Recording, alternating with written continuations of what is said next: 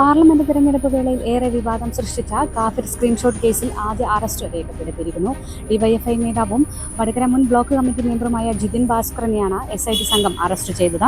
ജില്ലാ crime branch DYSP T മനോഹരന്റെ നേതൃത്വത്തിലുള്ള അന്വേഷണ സംഘമാണ് ജിതിൻ ഭാസ്കറിനെ അറസ്റ്റ് ചെയ്തത്. കേസുമായി ബന്ധപ്പെട്ട് കഴിഞ്ഞ ദിവസം ജിതിൻ ഭാസ്കറിനെ ചോദ്യം ചെയ്തിരുന്നു.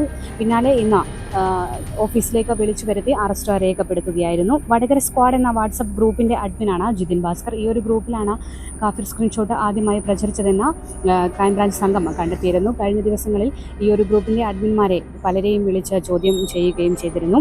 ഷാഫി പറമ്പിലിനെ ദീനിയായ മുസ്ലിമായും KK ശൈലജയെ കാഫിറായും ചിത്രീകരിച്ചാണ് യൂത്ത് ലീഗ് പ്രവർത്തകൻ മുഹമ്മദ് കാസിമിന്റെ പേരിൽ ഈ തെരഞ്ഞെടുപ്പ് വേളയിൽ പോസ്റ്റ് പ്രചരിച്ചത്.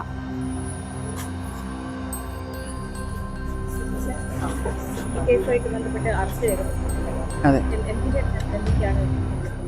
നിലവിൽ നമുക്ക് ഇത് ഈ സ്ക്രീൻഷോട്ട് പ്രചരിപ്പിച്ചതുമായിട്ട് ബന്ധപ്പെട്ട് പ്രധാന പങ്ക് വഹിച്ചു എന്ന് വിചാരിക്കുന്ന ഒരാളെയാണ് നമ്മളിപ്പോൾ നിലവിൽ അറസ്റ്റ് ചെയ്തിരിക്കുന്നത്. അതിൻ്റെ ഉറവിടത്തിലേക്കുള്ള അന്വേഷണത്തിൽ നമുക്ക് ഈ അറസ്റ്റ് ഇമ്പോർട്ടൻ്റ് ആണ്. അപ്പം നമുക്ക് കിട്ടിയ ശാസ്ത്രീയ ഫലങ്ങളൊക്കെ വെച്ചിട്ട് ഈ ഉറവിടം കണ്ടെത്തുന്നതിന് വേണ്ടിയിട്ടുള്ള നമ്മുടെ അന്വേഷണത്തിൻ്റെ ഭാഗമായിട്ടുള്ള അറസ്റ്റാണ് രേഖപ്പെടുത്തിയിരിക്കുന്നത്. ഇല്ല, നിലവിൽ അതിൽ കൂടുതൽ അന്വേഷണങ്ങൾ നടത്തേണ്ടതുണ്ട്. ആ അന്വേഷണം നടത്തുന്നതിൻ്റെ ആവശ്യത്തിന് വേണ്ടിയിട്ടാണ് ഇപ്പം അറസ്റ്റ് രേഖപ്പെടുത്തിയിരിക്കുന്നത്. നമ്മൾ കസ്റ്റഡി വാങ്ങിച്ചിട്ടുള്ള അന്വേഷണങ്ങളൊക്കെ നടത്തുമ്പോഴാണ് നമ്മൾ സോഴ്സിലേക്ക് എത്തുന്നത്. അതാ പറഞ്ഞ് അത് പൂർണ്ണമായിട്ട് നമുക്ക് എത്താൻ ആയിട്ടില്ല. നമുക്കിതിൽ കൂടുതൽ അന്വേഷണങ്ങൾ വേണ്ടതുണ്ട്. ആര് നിർമ്മിച്ചു എന്നതിലേക്കല്ല നിലവിലെത്തിയിട്ടുള്ളത്. നമ്മൾ പ്രചരണത്തിലാണ്. ഇതിൽ പ്രചരണത്തിലും അതുപോലെ അതിൻ്റെ മറ്റ് കാര്യങ്ങളിലൊക്കെ പങ്കുവഹിച്ച ആളെയാണ് നമ്മൾ അറസ്റ്റ് ചെയ്തിരിക്കുന്നത്. ഒരു ഈ നിർമ്മിച്ച ആളിലേക്ക് എത്താനുള്ള ഭാഗമായിട്ടാണ് നമ്മൾ അറസ്റ്റ് ചെയ്തത്.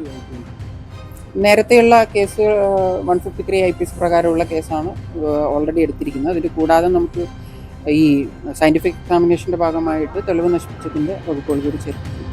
അത് കൂടുതൽ അന്വേഷണം നടത്തി ബാക്കി കാര്യങ്ങൾ നമുക്ക് കണ്ടുപിടിക്കേണ്ടതുണ്ട്.